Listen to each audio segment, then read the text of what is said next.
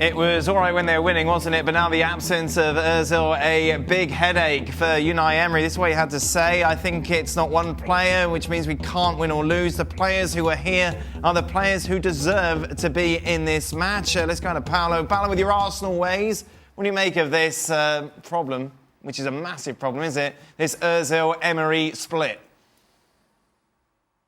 Yeah, I mean, there's clearly a split is right. They aren't on good terms. There's this bizarre scenario going on where Ozil basically doesn't play in away games or makes the briefest of cameos in away games, and then he can be back at home wearing the captain's armband.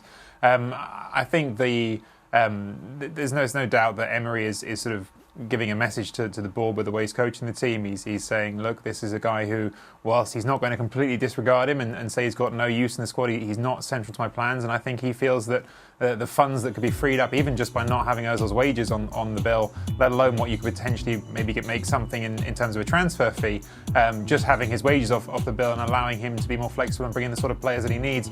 For instance, another fullback to play opposite Hector Bellerin. I think that's the message that he's trying to send at this point, is this is a guy who is somewhat surplus to requirements. But a guy who is the highest paid player on the team. It's incredible, because if you're Ozil, you're in no rush to go, are you? No. Because no one's going to pay those wages for you anymore. Unlikely. So well, it's the headache that we talked about at the start of the season, and it's not changed. But look, where I come from on this is, you've had the 20 years of Arsene Wenger, and at the end it was going a bit stale. You bring Unai Emery in, now you either back the guy or you don't. Right. He wants to do things without Mesut Ozil. Now, I know it's not going to be easy to get rid of him, and I know they've had a bit of a toil-up recently, but anybody that thinks it was going to be anything else in a struggle to get in the top four is living in cloud cuckoo land with who they signed in the summer. Yeah. So you've got to back the guy and say, look, we trust in him, we need to get Mesut out, we need to sweep the place clean of the players we want out, and then we go again. Otherwise, what's the point? Because he's a leftover of the Wenger era.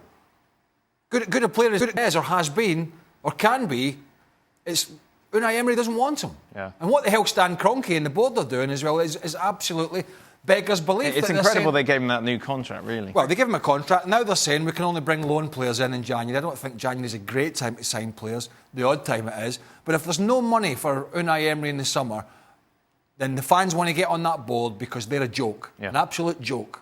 Like, it's without question that a lot is going on behind the scenes in an effort to get Mesut Ozil out.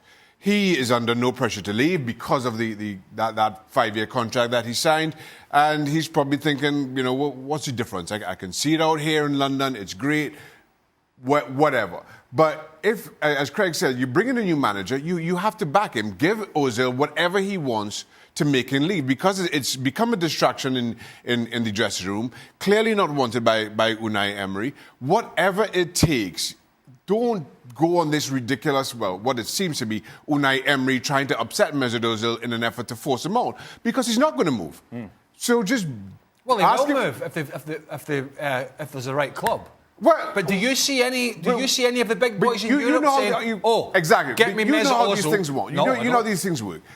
You want Ozil out, so let's make life as uncomfortable for him as possible. And the manager say all kind of nonsense and just get him upset, and then he'll take a knockdown price for what. That's not going to happen. So just call him in, ask him what he wants to leave, give it to him, see him out. I mean, listen, I agree with Craig that if at the end of the day Unai Emery wants to sweep the club out and the board have to back him, I get all that.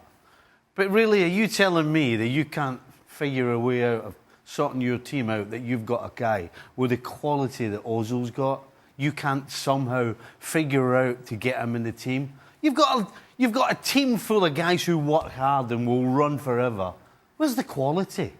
Where's all the quality gone? I mean, you look at the middle of the park. I mean, granted, Shaka, he can't get around.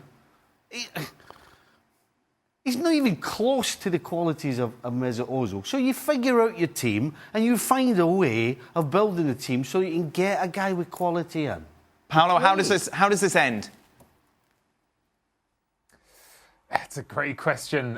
It does feel like a stalemate for all the reasons the guys have just outlined. He's not an easy piece to shift. He's not someone who any of the rich clubs in Europe are looking at and thinking, oh, we desperately need this guy, because he feels like a luxury player. He feels like a guy who elevates a team that's playing well, who produces best football in teams that are already sort of really well-oiled engines, and he's not at the beginning of his career either. I mean, he's not old, but he's not at the beginning of his career, so he's not even someone who you look at and think, oh, well, we've got the scope to bring him in and make money off him in the future. I think it is a thorny situation for Arsenal. I think it will end with him moving on. I just don't know exactly who and how that's going to happen with. I think I sort of can't see it being tenable in the long run that he stays, but at the moment there's no obvious suitor. I mean, how many back pages a week? How many times have we got a back page newspaper up here of saying Ozil to Man City, Ozil to PSG, Not many. Ozil to Barca, Ozil to Juve? How many? None, I don't think. None. Craig. Why? Because it's not happening. Why?